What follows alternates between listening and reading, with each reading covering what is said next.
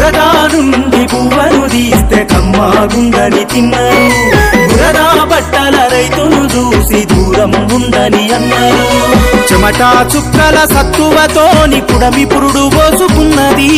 కంటి పాపల కావలిలోనే పంట రాసి నెలకొన్నది వందనాలు రైతన్న నీకు వందనాలన్నా నీ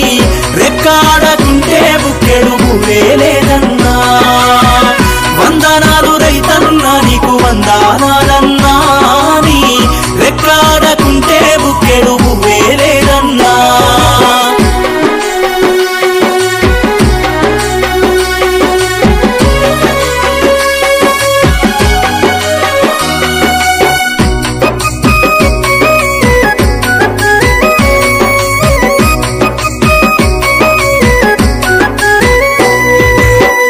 మట్టి సోపతిగా